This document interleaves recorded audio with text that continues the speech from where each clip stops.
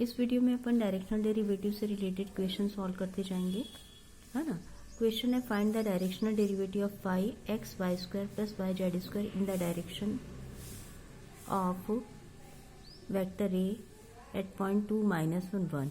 ठीक है, किसका डायरेक्शनल डेरिवेटिव फाइंड करना है? फाई का किस डायरेक्शन पे फाइंड करना है? वेक्टर ए के डायरेक्शन पे, और किस पॉइंट पे निकालना है? 2 -1 एंड 1 पे। तो सबसे पहले directional derivative of phi in the direction of vector A defined होता है ग्रेडियंट ऑफ फाई डॉट, है ना, डॉट प्रोडक्ट होगा, दोनों वेक्टर है तो डॉट यूनिट वेक्टर ए। तो gradient of phi dot vector A upon mod of A.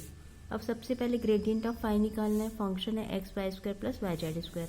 Function को एक्स के रिस्पेक्ट पे डिफरेंशिएट करना है, फंक्शन को वाई के रिस्पेक्ट पे डिफरेंशिएट करना है, फंक्शन को जेड के रिस्पेक्ट पे डिफरेंशिएट करना है। तो फंक्शन का एक्स के रिस्पेक्ट पे डिफरेंशिएशन हुआ वाई स्क्वायर, फंक्शन का वाई के रिस्पेक्ट में डिफरेंशिएशन हुआ 2xy plus Z square, function का जेड के रिस्पेक्ट में डिफरेंशिएशन हुआ 2xyz। ये हो गया। अब किस पॉइंट पे ले रहे हैं? 2 -1 1 पॉइंट पे, तो x की वैल्यू 2 पुट कर रहे हैं, y की वैल्यू -1, z इक्वल टू 1। तो ग्रेडियंट ऑफ फाई की वैल्यू मिल गई अपन को 1 -3i -2j।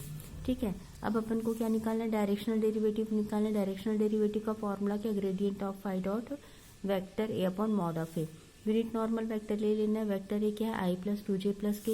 Unit normal vector क्या हो जाएगा? i plus 2j plus K upon modulus value मतलब 1 प्लस 4 मतलब √9 विच इज इक्वल टू 3। अब दोनों वेक्टर को क्या करना है? डॉट मल्टीप्लाई करना है। डॉट प्रोडक्ट क्या होता है? i dot i 1, j dot j 1, k dot k 1। ठीक है, तो इस डायरेक्शन अपन को वैल्यू मिल जाएगी 1 -6 प्लस 4 डिवाइडेड बाय 3। तो वैल्यू क्या हो गई? -1/3। डायरेक्शनल डेरिवेटिव मिल गया।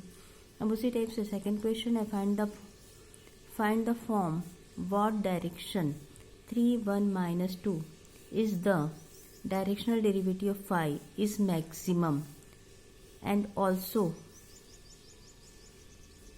मैक्सिमम। ठीक है, ये फाइंड करना है। ठीक है, मैक्सिमम डायरेक्शनल डेरिवेटिव फाइंड करना है। मैक्सिमम डायरेक्शनल डेरिवेटिव कहाँ पे होगा? इन द डायरेक्शन ऑफ नॉर्मल होता है, तो अपन को केवल क्या फाइंड करना है? Gradient of phi. ठीक है, मैक्सिमम डायरेक्शनल डेरिवेटिव का अगर अपन ने फॉर्मूला लिखा होगा तो ये देख लेना। मैक्सिमम डायरेक्शनल डेरिवेटिव क्या होता है? In the direction of D phi होता है। मैक्सिमम डायरेक्शनल डेरिवेटिव होता है, मैक्सिमम डायरेक्शनल डेरिवेटिव क्या होता है? ग्रेडियंट ऑफ फाई होता है।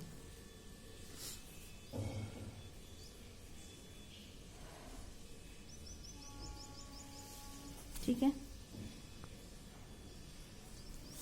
Maximum directional derivative gradient of phi होता है। तो फिर से यहाँ अपन ने क्या किया? फाई ले लिया, फाई का del phi by del X find किया, del phi by del Y find करा, del phi by del Z find करा। किस पॉइंट पे? 3 1 -2 पे फाइंड किया, और उसको अपन ने लिख लिया maximum directional derivative of the function. ठीक है,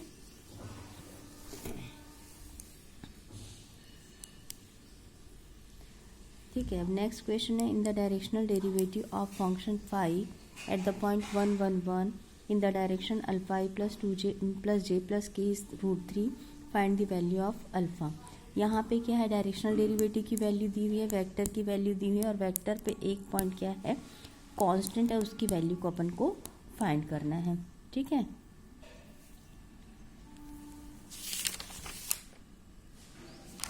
और हमारा जो फंक्शन डिफाइंड है function phi X Y Z equal to है X Y into Z. Question है find the if the directional derivative function phi equal to X Y Z at the point 1 1 1, है ना, in the direction of alpha i plus J plus K is √3 find the value of alpha. ठीक है, फिर से directional derivative का formula होता है gradient of phi upon unit vector A.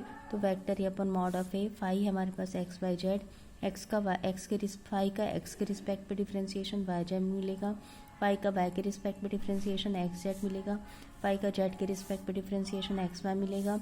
Point है हमारे पास 1 1 1, एक्स वाई जेड की वैल्यू 1 1 पुट की, तो फाई की वैल्यू हो गई i प्लस जे प्लस के, है ना। और वेक्टर क्या है हमारे पास? यूनिट वेक्टर है हमारे पास alpha i plus J plus K. अपन को क्या निकालना है, gradient of directional derivative of phi in the direction of vector A लिखा हुआ है, तो फॉर्मूले में पुट कर दिया gradient of phi into vector of unit vector of A, मतलब alpha A plus J plus K upon root over A square alpha square plus 1 2 हो गया।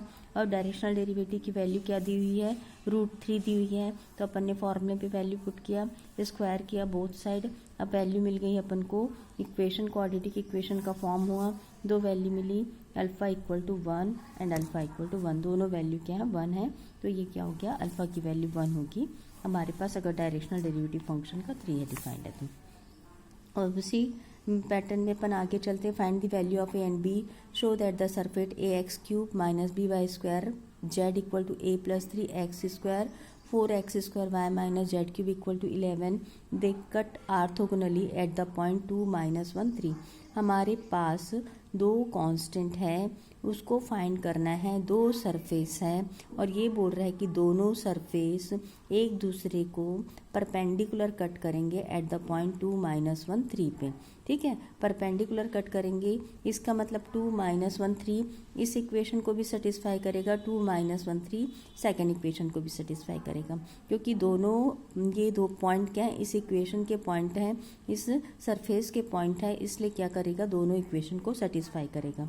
और दोनों ऑर्थोगोनली है, ऑर्थोगोनली मतलब परपेंडिकुलर, दोनों स्केलर क्वांटिटी है, तो उसको अपन क्या करेंगे, ग्रेडियंट फाई से वेक्टर क्वांटिटी पे चेंज करेंगे और दोनों का डॉट प्रोडक्ट क्या होगा, 0 होगा, तो हमको एक वैल्यू मिल जाएगी, ठीक है। तो हमारे पास क्या है कि दो सरफेस हैं, दोनों सरफेस को ये पॉइंट पे कट करना है, तो 2 -1 3 दोनों इक्वेशन को सेटिस्फाई करेंगे।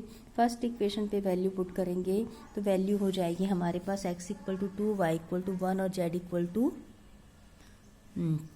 3 पुट करेंगे तो इक्वेशन का फॉर्म हुआ 4a + 3b इक्वल टू 12। और अगर इसी इक्वेशन पे अपन x की वैल्यू 2 और y की value -1 z equal to 3 put करते हैं तो ये हो जाएगा -16 + 27, मतलब वैल्यू हो जाएगी 11। दोनों साइड इक्वल है, मतलब 2 -1 3 दोनों इक्वेशन या सरफेस को दोनों पर सेटिस्फाई करते हैं, तो एक इक्वेशन फॉर्म हुआ 4a + 3b इक्वल टू 12। दो कांस्टेंट है a और b, तो दो वैल्यू चाहिए, एक सरफेस से हमको 4a + 3b इक्वल टू 12 मिल गया, एक इक्वेशन। सेकेंड इक्वेशन के लिए कंडीशन को लेना पड़ेगा कि दोनों सरफेस एक दूसरे को ऑर्थोगोनली कट करते हैं, मतलब दोनों का डॉट प्रोडक्ट क्या होगा, 0 होगा। डॉट प्रोडक्ट करने के लिए दोनों को ग्रेडियंट फाई के थ्रू वेक्टर क्वांटिटी पे कन्वर्ट करना पड़ेगा। तो फर्स्ट फाई लेके चलेंगे, i del phi by del x plus j del phi by del y plus k del phi by del z की वैल्यू एट द पॉइंट 2 -1 3 पे, जहाँ पे फंक्शन a b के फॉर्म पे डिफाइंड है, x के रिस्पेक्ट पे differentiation, y के रिस्पेक्ट पे डिफरेंशिएशन, z के रिस्पेक्ट पे डिफरेंशिएट करोगे और उसके बाद x की वैल्यू 2, y की वैल्यू -1, z की वैल्यू -3 पुट करेंगे तो अपन को ग्रेडियंट ऑफ y की वैल्यू इस फॉर्म पे मिलेगी। सेकेंड हमारे पास सरफेस है 4x² y minus Z cube -11, उसको फिर से अपन क्या करेंगे, ग्रेडियंट फाइंड करेंगे किस पॉइंट पे 2 -1 3 पे, तो हमको सेकेंड इक्वेशन का फॉर्म मिलेगा। दोनों सरफेस एक दूसरे को परपेंडिकुलर कट करते हैं, परपेंडिकुलर कब कट करेंगे, जब दोनों का नॉर्मल क्या होगा, का डॉट प्रोडक्ट क्या होगा, 0 होगा। इसलिए फर्स्ट सरफेस का भी नॉर्मल फाइंड किया del phi 1 से, सेकंड सरफेस का भी नॉर्मल फाइंड किया del phi 2 से, दोनों नॉर्मल एक दूसरे पे परपेंडिकुलर होंगे तो del phi 1 और del phi 2 की वैल्यू क्या हो जाएगी, 0। इस इक्वेशन को सेटिस्फाई करेंगे, del phi dot del phi 2 equal to 0, तो ये इक्वेशन का फॉर्म बनेगा 4a + 3b इक्वल टू 12। और इस इक्वेशन को सॉल्व करेंगे तो a की वैल्यू और b की वैल्यू हमारे पास मिल जाएगी, which is the answer of given question. Thank you very much.